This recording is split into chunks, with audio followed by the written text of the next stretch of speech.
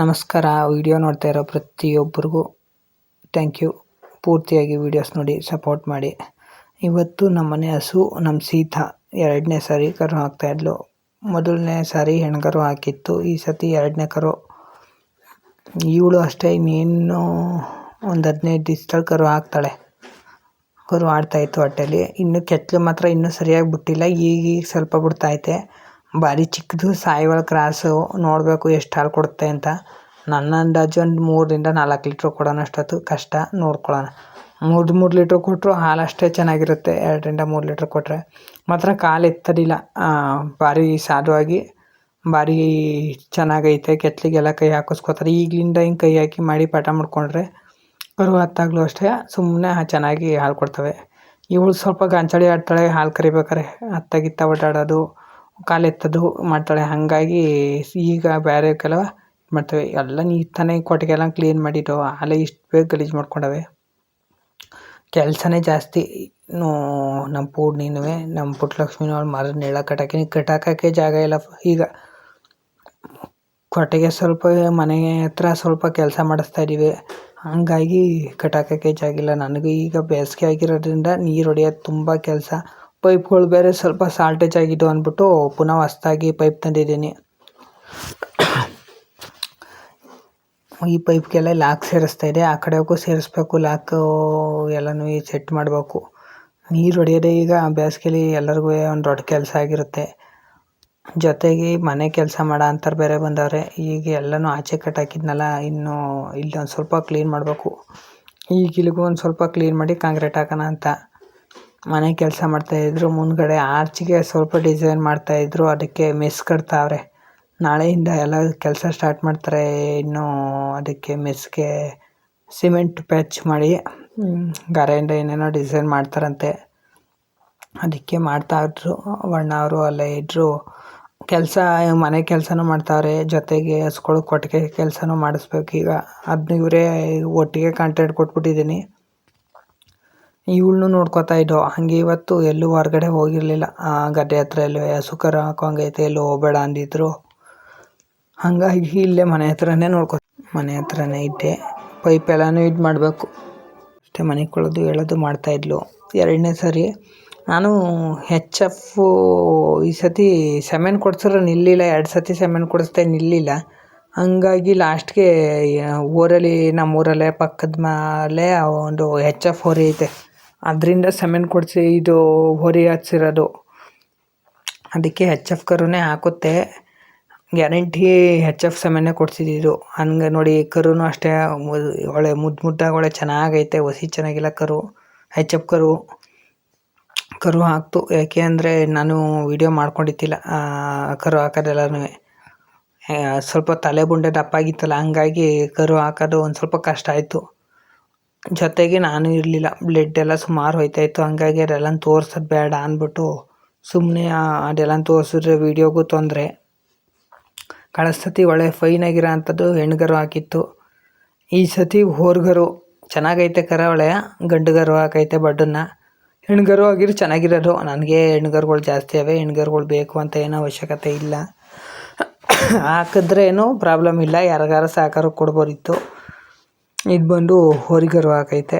HF ಕರುನೇ ಕೊಡಿಸಿದೆ ಸೆಮೆನ್ನ. ಸ್ವಲ್ಪ ಕಷ್ಟ ಆಯಿತು ಕರು ಹಾಕೋಕ್ಕೆ. ಕರು ಚಿಕ್ಕದೇ ಅಂದರೆ ತಲೆ ಮುಂಡೆ ಸ್ವಲ್ಪ ದಪ್ಪಾಗಿರೋದ್ರಿಂದ ಕರು ದಾಟಬೇಕಾದ್ರೆ ಸ್ವಲ್ಪ ಕಷ್ಟ ಆಯಿತು. ಇನ್ನು ಹಸುನ ಮತ್ತು ಕೊಟ್ಟಿಗೆನ ಎಲ್ಲ ಕ್ಲೀನ್ ಮಾಡಿ ಈಗ ತಾನೇ ಕಸ ಹಾಕ್ತು. ಹಾಲು ಕರ್ಕೋತಾ ಇದ್ದೀವಿ. ಸ್ವಲ್ಪ ಹಾಲು ಕರೆದ್ಬಿಟ್ಟು ಕರಿಗೆ ಕುಡಿಸ್ಬಿಟ್ಟು, ನಾವು ಕರು ಕೆತ್ತಲಿಗೆ ಬಿಡೋದಿಲ್ಲ ಉಣ್ಸೋಕ್ಕೆ. ಹಾಲು ಕುಡಿಯೋಕ್ಕೆಲ್ಲ ಕೆತ್ತಲಿಗೆ ಬಿಡೋದಿಲ್ಲ. ಕರುನ ಹಾಕಿ ಸ್ವಲ್ಪ ಹೊತ್ತು ನೆಕ್ಕಿದ ತಕ್ಷಣ ಕರುನ ದೂರ ಮಾಡಿಬಿಡ್ತೀವಿ.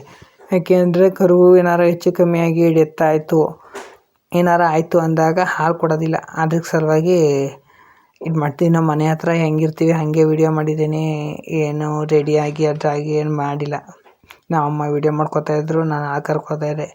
ಜೊತೆಗೆ ಇವಳೊಂದು ಸ್ವಲ್ಪ ಗಂಚಾಳಿ ಜಾಸ್ತಿ. ಸಣ್ಣಲು ಕಾಲೆತ್ತೋದು ಒದೆಯೋದು ಇದು ಮಾಡ್ತದೆ.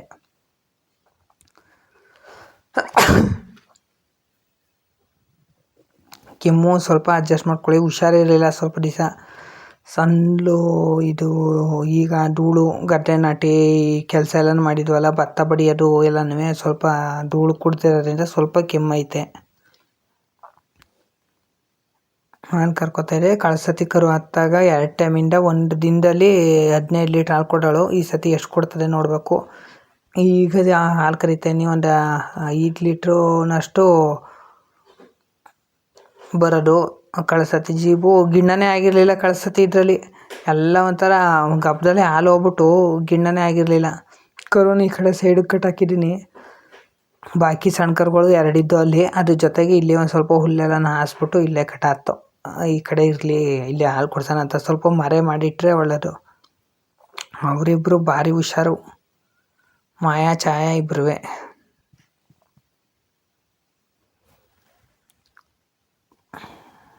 ಕರು ಚೆನ್ನಾಗಿತ್ತು. ಹೆಣ್ಗರು ಯಾರು ಸಾಕಾಂತರಾಗಿದ್ದರೆ ಒಳ್ಳೆ ಚೆನ್ನಾಗಾಗೋದು.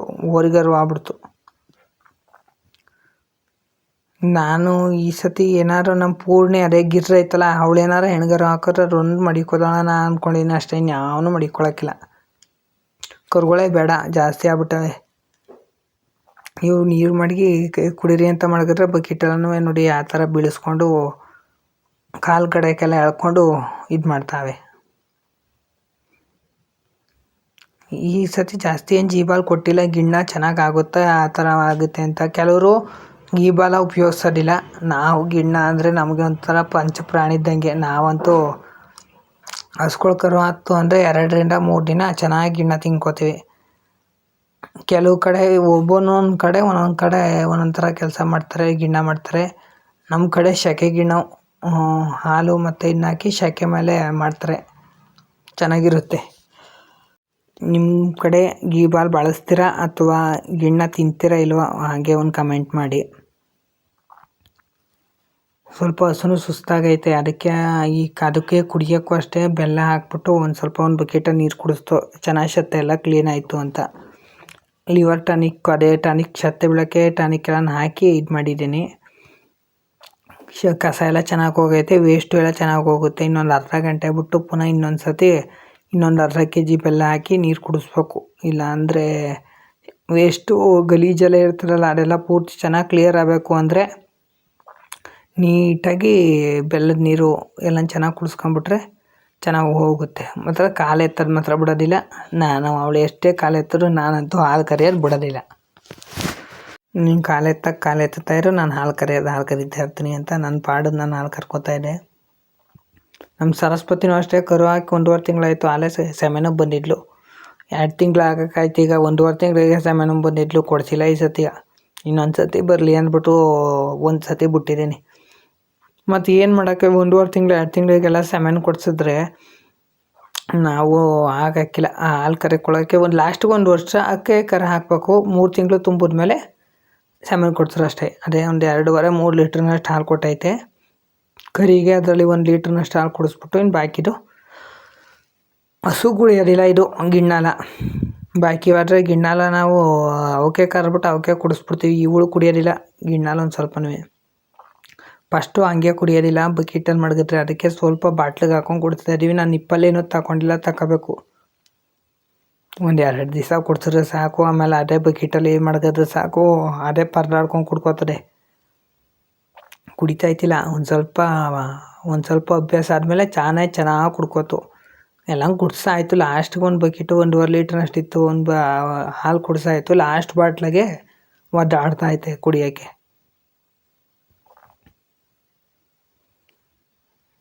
ಒಂದು ಸ್ವಲ್ಪ ಇತ್ತು ಅಷ್ಟೇ. ಎಲ್ಲನೂ ಅದರಲ್ಲೊಂದು ಚೊಂಬು ಕುಡಿಸ್ದೆ. ನಾವೊಂದು ಸ್ವಲ್ಪ ಮಡಿಕೊಂಡು ಇನ್ನು ಬಾಕಿ ನಮ್ಮ ಅವಳಲ್ಲಪ್ಪ, ನಮ್ಮ ಛಾಯಾ ಎಷ್ಟು ಹಾಲಿದ್ರು ಸುಮ್ಮನೆ ಕುಡ್ಕೋತಾಳೆ. ಯಾವ ಹಸ್ಗಳು ಕರು ಹಾಕಿದ್ರು ಅವಳಿಗಂತೂ ಹಬ್ಬ. 8 ದಿವಸ 10 ದಿವ್ಸಕ್ಕಂತ ಡೈರಿಗೆ ಹಾಲು ಕೊಡೋದಿಲ್ಲ. ಅಷ್ಟು ದಿವ್ಸಕ್ಕಂಟ ಬೆಳಗ್ಗೆ ಸಂಜೆ ಎಲ್ಲ ಒಂದು 2 ಲೀಟ್ರ್ ಹಾಲು ಕುಡ್ಕೋತಾರೆ. ಹಾಲು ಕುಡಿಸಿದ್ಮೇಲೆ ಒಂದು ಸತಿ ಬಾಟ್ಲ ಇದು ಮಾಡಿದೆ, ಹೊಟ್ಟೆ ಚೆನ್ನಾಗಿ ಇದಾಯ್ತದೆ ಅಂದ್ಬಿಟ್ಟು ಬೆಲ್ಲ ಹಾಕ್ಬಿಟ್ಟು 1 ಬಕೆಟಿಗೆ ಒಂದು ಸ್ವಲ್ಪ ಫೀಡ್ ಹಾಕ್ಬಿಟ್ಟು ಮಡಗದೆ ಕುಡ್ಕೋತು. ಆಮೇಲೆ ಖಾಲಿ ನೀರು ಕರು ಹಾಕಿ ಸುಸ್ತಾಗಿತ್ತಲ್ಲ, ಹಾಗೆ ಖಾಲಿ ನೀರು ತಣ್ಣೀರನ್ನೇ ಕೊಟ್ಟು ಒಂದು ಸ್ವಲ್ಪ ಕುಡಿತಾಯಿದೆ. ಬೆಲ್ಲ ಉಗುರು ಬೆಚ್ಚಗಿರೋ ನೀರು ಕೊಟ್ಟರೆ ಬೇಗ ಶತ್ತೆ ಬಿದ್ದೋಯ್ತದೆ. Thank you friends. ವಿಡಿಯೋ ನೋಡ್ತಾ ಇರೋ ಪ್ರತಿಯೊಬ್ಬರಿಗೂ ಥ್ಯಾಂಕ್ ಯು ಸೋ ಮಚ್.